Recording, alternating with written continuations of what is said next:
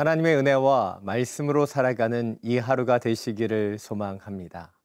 저는 부천오늘교회를 섬기고 있는 정재웅 목사입니다.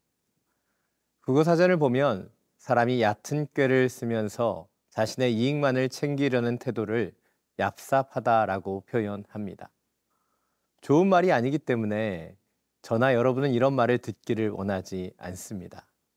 그런데 자신도 모르게 우리는 얍삽하게 살아갈 때가 많이 있는 것 같습니다. 그 대표적인 것이 세상 속에서도 인정받고 예수님께도 사랑받기를 원하는 것입니다. 그러나 이 두 가지는 상반된 것입니다. 마태복음 6장 24절은 너희가 하나님과 재물을 겸하여 섬기지 못한다라고 분명하게 말하고 있습니다. 그러하게 우리는 분명히 기억해야 합니다.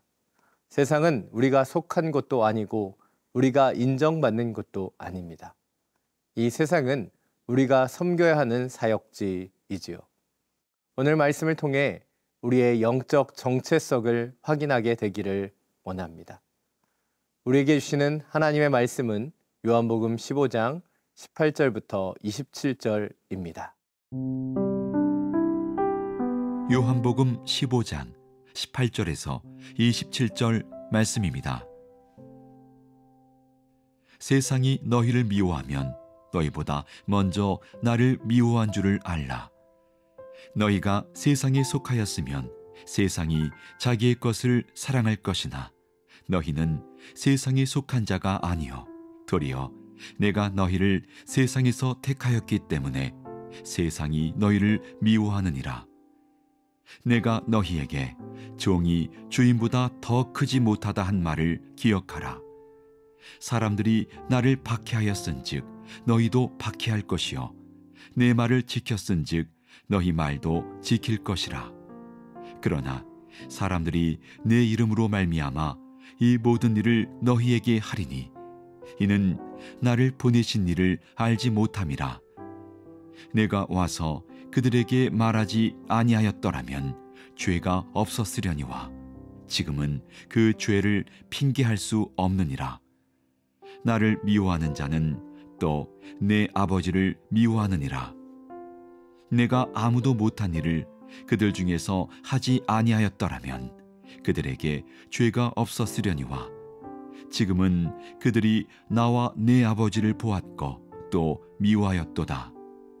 그러나 이는 그들의 율법에 기록된 바 그들이 이유 없이 나를 미워하였다 한 말을 응하게 하려 함이라. 내가 아버지께로부터 너희에게 보낼 보혜사 곧 아버지께로부터 나오시는 진리의 성령이 오실 때에 그가 나를 증언하실 것이요 너희도 처음부터 나와 함께 있었으므로 증언하느니라. 오늘 본문 18절에서 예수님은 제자들에게 세상이 우리를 미워하면 그것은 먼저 자신을 미워하기 때문이라고 말씀하셨습니다. 그리고 제자들은 세상에 속한 자가 아니며 예수님께서 제자들을 세상에서 택하셨다고 말씀하셨습니다. 이러한 오늘 말씀을 묵상하면서 한 가지의 질문을 던지게 됩니다. 과연 지금 나는 세상의 미움을 받고 있는가? 지금 여러분은 세상이 여러분을 미워하는 것을 느끼고 계십니까? 예수님은 주님의 제자가 세상에서 미움을 받을 것을 당연하게 여길 것을 말씀하고 계십니다. 바로 제자는 세상에 속한 자가 아니라 예수님이 택하여 하늘에 속하게 한 자가 되었기 때문이죠. 저는 베트남에 있는 호치민 온누리교회를 5년여간 섬기다가 2년쯤 전에 다시 한국으로 완전하게 돌아왔습니다. 그때도 중간중간 한국에 방문하기는 했지만 완전히 한국에 들어와서 살아가다 보니 고국인 이 나라가 어색하고 힘든 순간들도 찾아왔습니다. 특별히 코로나 이후에 바뀐 것이 너무나 많았습니다. 어딜 가든 사람이 아니라 키오스크를 통해 주문을 해야 돼서 당황스럽기도 했습니다. 왜일까요? 제가 5년의 시간 동안 한국이 아니라 베트남에서 더 익숙하게 살아왔기 때문입니다. 그런데 혹시 우리가 하늘의 언어, 하늘의 방법, 하늘의 정체성을 가지고 살아가는 것은 어색하고 이 세상에서 살아가는 것이 너무나 편안하고 익숙하다면 우리가 세상에 속한 자로 살아가고 있기 때문은 아니겠습니까? 믿음이 없이는 이라는 찬양은 이렇게 고백합니다. 주님, 제 마음이 너무 둔해서 주님을 볼 수 없습니다. 이 땅에 속하여 이 땅만 보다가 주님 손을 놓쳤습니다. 나는 나그네로 왔는데 왜 주저앉게 되었나? 나는 청지기인데 언제부터 내 삶의 주인이 되어버렸나? 믿음이 없이는 기쁘시게 못하나니 고된 수고도 다 헛될 뿐이라. 믿음이 없어서 무너진 삶의 모든 자리에 다시 주님을 기다립니다. 오늘 말씀을 통해 세상이 더 익숙한 자가 아니라 하늘이 더 익숙한 자가 되시기를 간절히 소망합니다.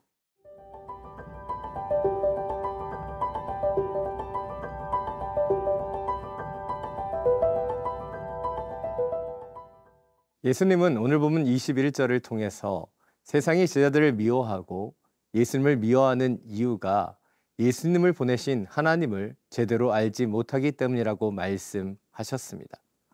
바로 하나님에 대한 무지, 다시 말해서 하나님의 계획과 뜻을 온전히 알지 못하기 때문에 이러한 미움과 박해가 나타난다고 설명하고 계신 것입니다. 그런데 이 이야기를 뒤집어서 생각해 보면 예수님을 알고 예수님이 하나님께서 보내신 분이심을 알게 되면 우리는 세상의 미움과 박해 가운데서도 흔들리지 않을 수 있다는 것을 의미하기도 하는 것입니다.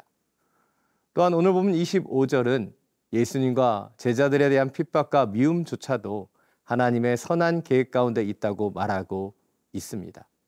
또한 26절은 미움과 핍박 가운데 있는 제자들을 위해서 예수님께서 진리의 성령을 보내셔서 증언하실 것이다 라고 설명하고 계십니다. 그렇습니다. 믿는 자의 삶 속에 찾아오는 미움과 핍박을 우리는 두려워할 필요가 없습니다. 이 또한 하나님의 계획 가운데 있기 때문이며 진리의 영이신 성령님께서 우리를 도우실 것이기 때문입니다. 기시미 이치로와 구와 후타미케가 함께 쓴 미움받을 용기라는 책이 있습니다. 이 책에서 저자는 타인의 기대를 만족시키기 위해 살지 말라고 말합니다.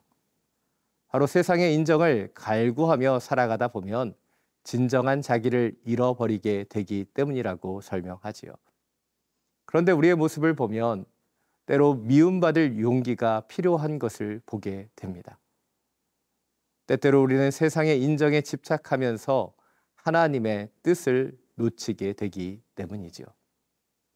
또한 우리는 세상 속에 미움받는 것을 두려워하지 않아야 합니다. 용기 있게 나아가기만 한다면 성령님께서 우리를 도우시고 함께 하실 것이기 때문입니다.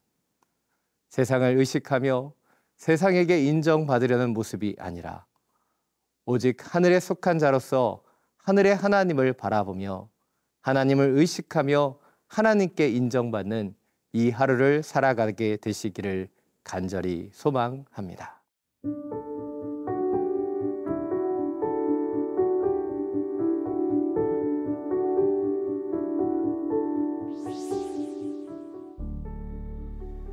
거룩하신 하나님, 우리가 세상에 발을 디디며 살아가면서 세상의 영향 가운데 들어가고 있음을 고백합니다.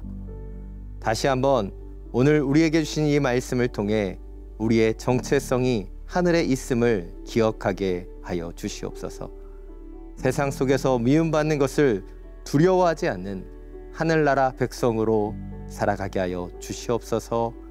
우리의 주인 되시는 우리 주 예수 그리스도의 이름으로 기도드립니다. 아멘.